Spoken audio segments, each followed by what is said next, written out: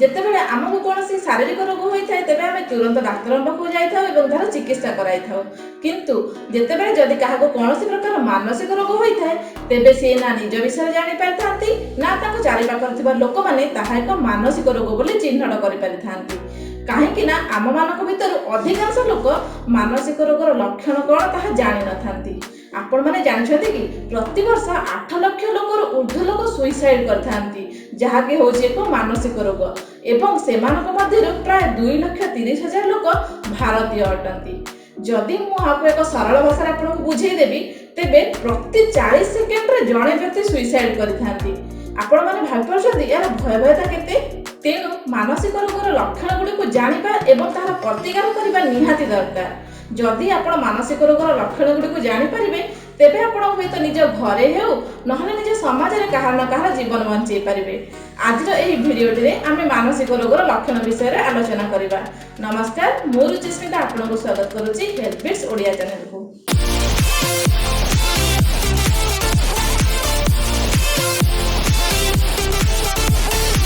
ପ୍ରଥମ ଲକ୍ଷଣଟି ହେଉଛି behavioural changes. ଯଦି ଆପଣ ବହୁତ ଦିନ ଧରି କାହାର ବ୍ୟବହାରରେ ପରିବର୍ତ୍ତନ ଲକ୍ଷ୍ୟ କରୁଛନ୍ତି ତେବେ ଏହା ଏକ ମାନସିକ ରୋଗର ଲକ୍ଷଣ ହୋଇଥାଇପାରେ। ଦ୍ୱିତୀୟ ଲକ୍ଷଣଟି ହେଉଛି ଫିଲିଂ ଆଂସିୟସ୍ ଆଣ୍ଡ ଓରିଡ୍।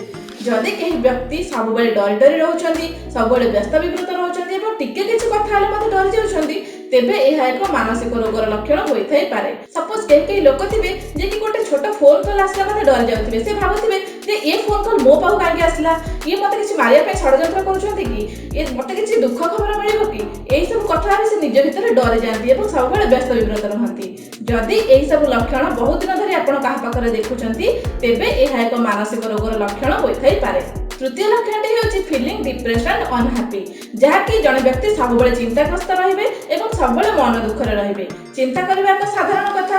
ଯଦି କୌଣସି କିଛି କାରଣ ନଥାଇ ବି ଜଣେ ବହୁତ ଦିନ ଧରି ଚିନ୍ତା କରୁଛନ୍ତି ଏବଂ ସବୁବେଳେ ମନ ଦୁଃଖରେ ରହୁଛନ୍ତି ତେବେ ଏହା ଏକ ମାନସିକ ରୋଗର ଲକ୍ଷଣ ହୋଇଥାଇପାରେ, ଯାହାକି ଆମର ଡିପ୍ରେସନରେ ଦେଖା ଦେଇଥାଏ।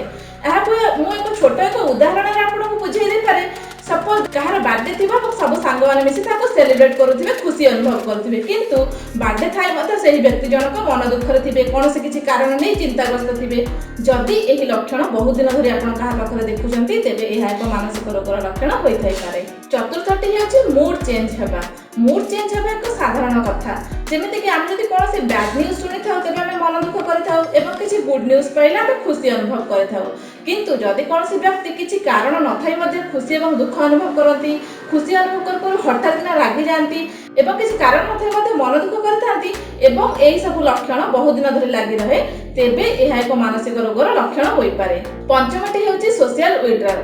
ଯଦି କୌଣସି ବ୍ୟକ୍ତି ସମାଜରୁ ଦୂରେଇ ରହୁଥିବେ, ସବୁବେଳେ ଏକୁଟିଆ ରହିବା ପାଇଁ ପସନ୍ଦ କରୁଥିବେ, କାହା ସହିତ ମିଶୁନଥିବେ, କଥାବାର୍ତ୍ତା କରୁନଥିବେ ଏବଂ କିଛି ଫଙ୍କସନରେ ମଧ୍ୟ ଯୋଗ ଦେଉନଥିବେ, ଏହି ସବୁ ଲକ୍ଷଣ ଯଦି ବହୁତ ଦିନ ଧରି ଲାଗି ରହୁଛି ତେବେ ଏହା ଏକ ମାନସିକ ରୋଗର ଲକ୍ଷଣ ହୋଇଥାଇପାରେ। ଷଷ୍ଠରେ ହେଉଛି ସ୍ଲିପିଂ ପ୍ରୋବ୍ଲେମ୍, ଯାହାକି ନିଦ ନ ହେବା ବା ନିଦରେ ଅସୁବିଧା ହେବା।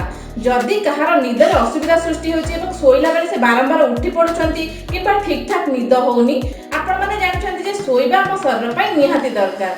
ବହୁତ ପ୍ରକାର ଶାରୀରିକ ରୋଗ ଅଛି ଯେଉଁଥିରେ କି ଆମର ଶୋଇବାରେ ଅସୁବିଧା ହୋଇଥାଏ ବା ଆମକୁ ସ୍ଲିପିଂ ପ୍ରୋବ୍ଲେମ୍ ହୋଇଥାଏ।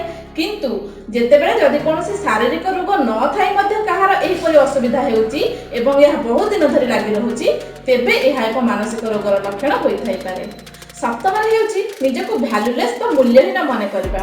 ଯଦି କୌଣସି ବ୍ୟକ୍ତି ନିଜକୁ ମୂଲ୍ୟହୀନ ମନେ କରୁଛନ୍ତି, ସେ ଭାବୁଛନ୍ତି ଯେ ମୋର ଏ ସମାଜରେ କିଛି ଆବଶ୍ୟକତା ନାହିଁ, କାହା ଜୀବନରେ ମୋର କିଛି ଦରକାର ନାହିଁ, ଏହି ସବୁ କଥା ଭାବିବା ଦ୍ୱାରା ସେ ନିଜର ମାନସିକ ସ୍ତରରେ ନିଜକୁ ବହୁତ ଲୋ ଫିଲ୍ କରନ୍ତି ବା ଲୋ ମନେ କରନ୍ତି ଏବଂ ଶେଷରେ ସେ ଏତେ ଦୁର୍ବଳ ହୋଇପଡ଼ନ୍ତି ଯେ ସୁଇସାଇଡ୍କୁ ଶେଷ ରାସ୍ତା ବୋଲି ବାଛି ନେଇଥାନ୍ତି।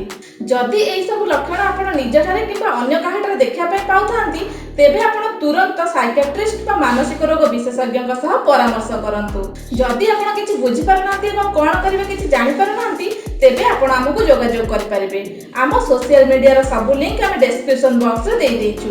ଆପଣ ସେଠାକୁ ଯାଇ ଆମକୁ କଣ୍ଟାକ୍ଟ କରିପାରିବେ ଏବଂ ଆମେ ଆପଣଙ୍କୁ ନିଶ୍ଚୟ ସାହାଯ୍ୟ କରିବୁ। ଆଗକୁ ଏହିପରି ଆପଣଙ୍କ ସ୍ୱାସ୍ଥ୍ୟ ଉପଯୋଗୀ ଭିଡ଼ିଓ ଦେଖିବା ପାଇଁ ଆମ ଚ୍ୟାନେଲଟିକୁ ସବସ୍କ୍ରାଇବ୍ କରିନିଅନ୍ତୁ ଏବଂ ଏହି ଭିଡ଼ିଓଟି ଭଲ ଲାଗିଥିଲେ ଲାଇକ୍ କରନ୍ତୁ ଏବଂ ସେୟାର କରି ସମସ୍ତଙ୍କ ପାଖରେ ଏହି ଭିଡ଼ିଓଟିକୁ ପହଞ୍ଚାନ୍ତୁ। ନିଜେ ଶାରୀରିକ ଏବଂ ମାନସିକ ସ୍ତରରେ ସୁସ୍ଥ ରୁହନ୍ତୁ ଏବଂ ଅନ୍ୟମାନଙ୍କୁ ମଧ୍ୟ ସୁସ୍ଥ ରଖନ୍ତୁ। ରହୁଛି, ନମସ୍କାର।